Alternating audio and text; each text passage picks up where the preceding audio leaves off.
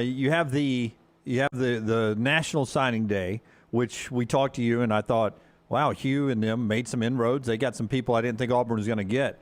But now in the portal, I was looking at Brad Crawford's 24/7 ratings there, and I know On3 Sports has their ratings too. Where do you guys have this portal class for Auburn? It's got to be pretty dang high, right?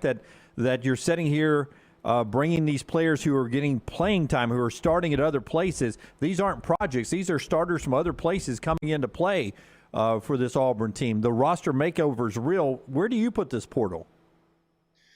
Yeah, I mean, I think they've done a really good job. I think we have them second in team rankings, in portal team rankings, behind UCLA. And I mean, I think overall, it's a very unique thing with Auburn. You want to go in ideally in the portal, and maybe you get 3 or 4 guys. Like that to me, that would be ideal. 3 to 5 guys, pick and choose. You don't ever want to be in there getting 12 at a time, but that's where Auburn's at.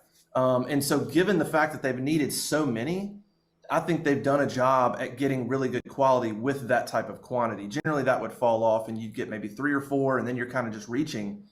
But I mean, for the most part, they've got guys that contributed and played in big-time college football, whether it's Purdue, that's a major conference, Maryland, major conference, and so on. Justin Rogers from Kentucky was a huge get. DeMario Tolan, Austin Keys from Ole Miss. Like, I think they hit a lot of needs. And then, of course, the offensive line. I mean, you're talking Gunnar Britton from Western Kentucky, Dylan Wade, and Avery Jones will all start next year. You went out and got 3 portal guys in there, and I'd be blown away if they don't all start on your line next year.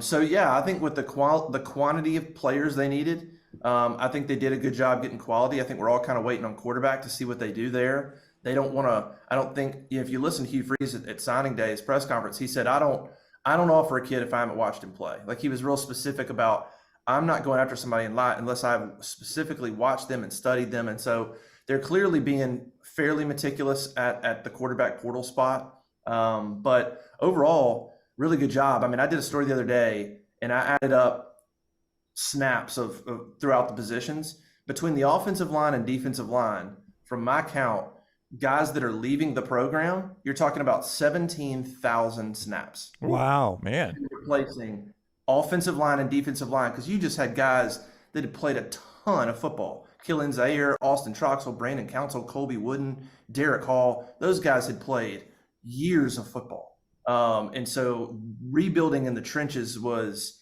a huge need. And I think they've done a pretty good job. I think the one position that they're probably looking at that's, did they fill a need and what's it going to look like, is edge.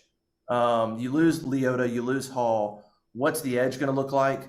And so that's probably the one question mark, who's going to be a pass rush specialist. But other than that, I think they've done a good job of getting enough players that all can contribute.